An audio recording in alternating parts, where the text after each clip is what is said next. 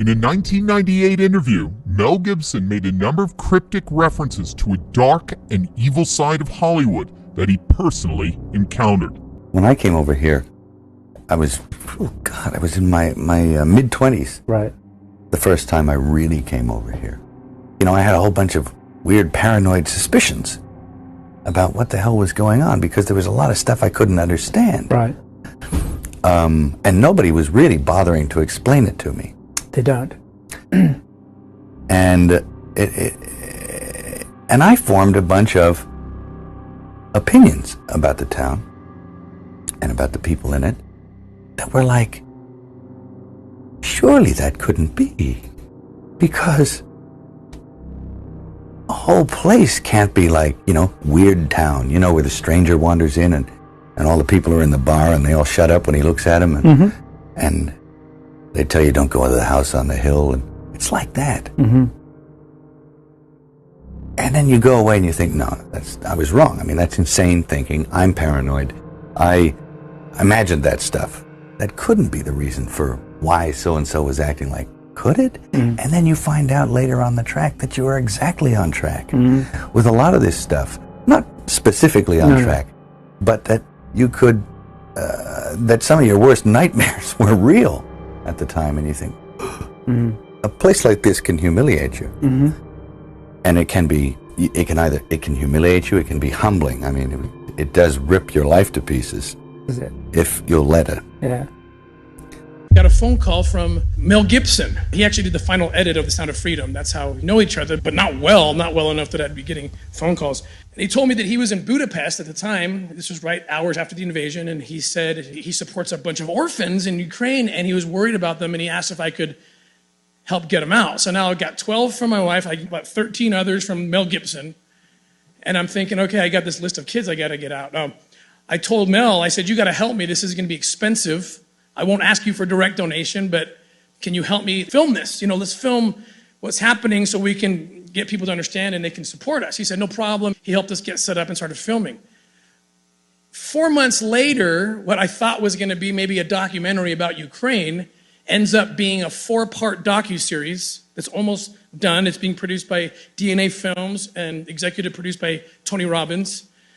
That's how crazy it got and how prophetic my wife was. When I showed up in Ukraine with a list of, I think, 20 names, the Ukrainians countered me and gave me over 10,000 names of orphans that they didn't know where they were because of the chaos caused by war.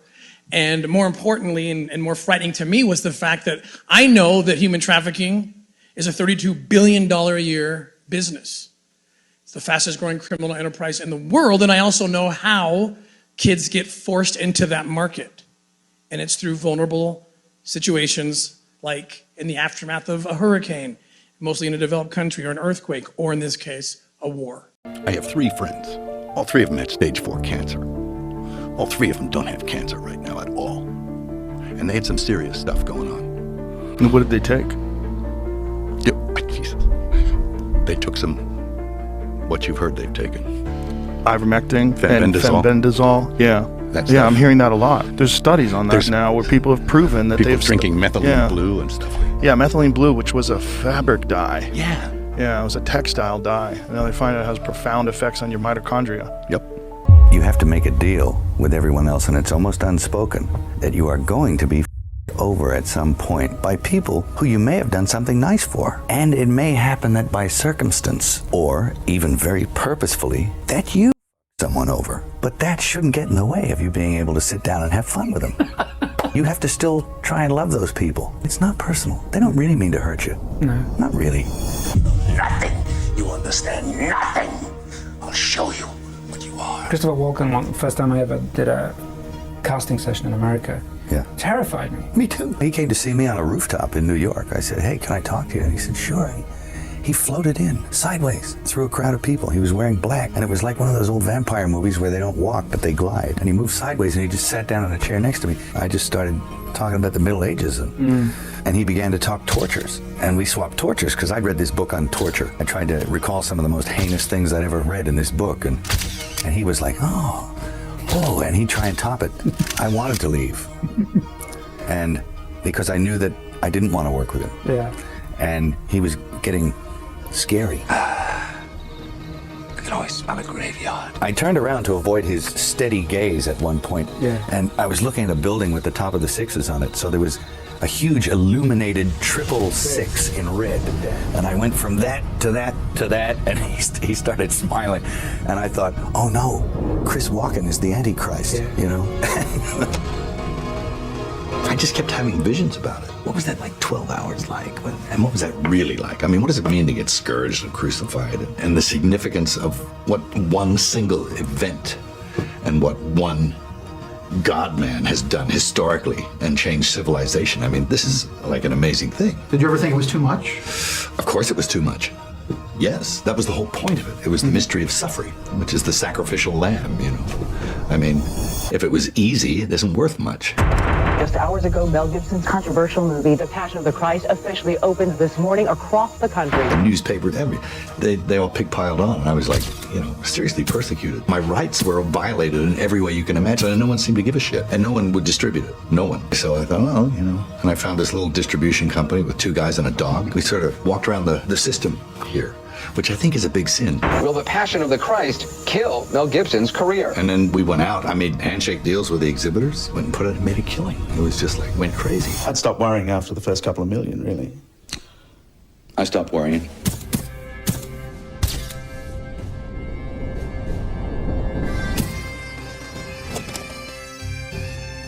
So Braveheart had the support, but then you kind of decided it wasn't going to happen. I got a call from the girl doing the story in the LA Calendar section apologizing to me. I have to do a beat-up story on you. I said, you have to do a beat-up story on me? What do you mean? She says, well, the editor has told me how to write this, and I have to beat you up. And I'm like, why are you doing this? And she's like, I need a job. And I'm like, okay.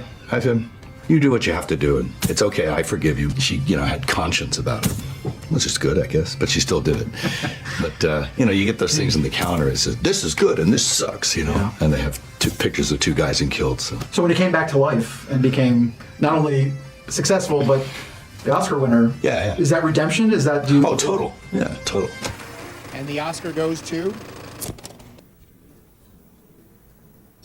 Mel Gibson for Braveheart.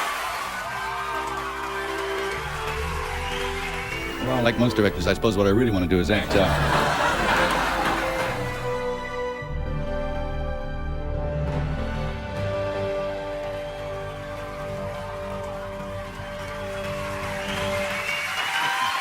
He's hit the dusty trail. He's wandering out there in the wasteland still. You never know, he might trudge back in a couple of decades, but I doubt it.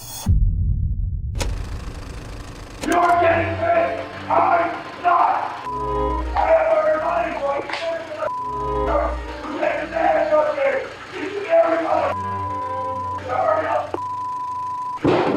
Who wants to see? Who the f*** see? Hooray!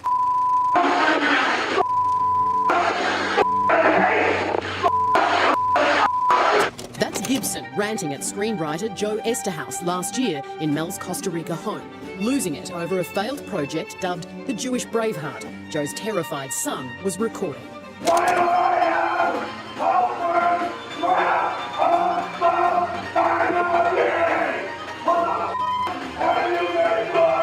The man has got a spiritual malady for a start. He hit me and choked me in front of my son and then, you know, brandished the gun at me. And the very following morning, the very following day, he was already apologetic, asking for a chance for us to be together, that he will be cured, he will be treated, he will be evaluated, all those words. And I was covering up for him. Be a woman that fucking supports me instead of a woman that sucked off me and just fucking sucks me dry. And once.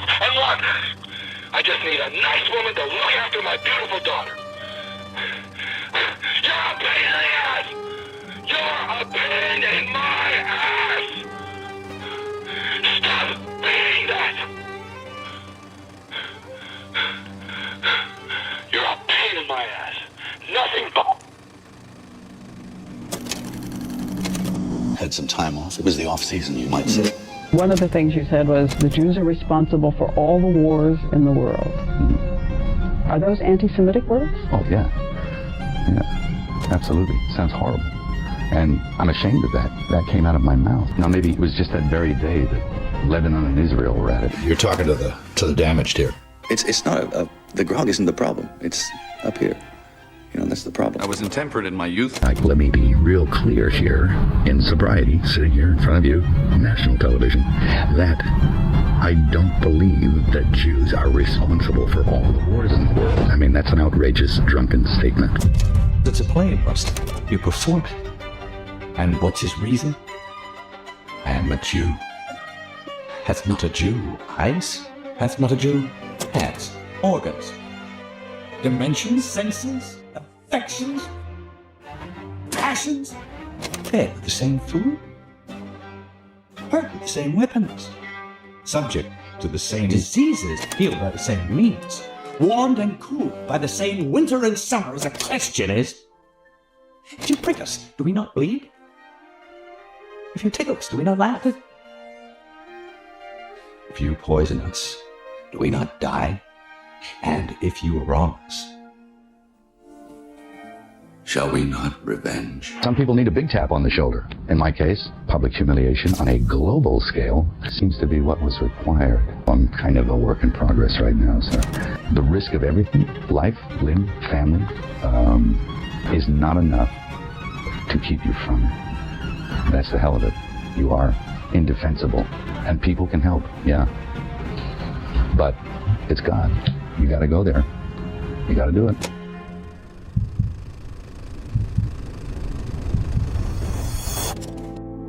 Everyone wants that inspiration. Everyone wants to feel that. It's not really a war film, it's kind of like a love story. I mean, greater love hath no man than he laid down his life for his brothers, and Desmond did that again and again. It was ad nauseum almost. He's just an ordinary guy doing extraordinary things in extremely difficult circumstances. And man, could I be like that? Am I that evolved that I could be so selfless as to crawl into enemy fire to save another man's life? I don't think I could do that. I don't think many people could do that. But that guy did it. So maybe I could do it. I mean, we've been telling hero stories since we were squatting around a fire eating raw meat, you know, and making fecal matter paintings on the wall, sort of, you know, talking about the buffalo hunt or whatever it was. And, you know, we need those things to feed our souls. Mel Gibson, you know you saved me too. I can't stand up for his behavior, but I can certainly stand up for the man that I love. I asked Mel to present this award to me for a reason, because when I couldn't get sober, he told me not to give up hope, and he urged me to find my faith. Didn't have to be his or anyone else's as long as it was rooted in forgiveness. And I couldn't get hired, so he cast me in the lead of a movie that was actually developed for him, and he kept a roof over my head, and he kept food on the table.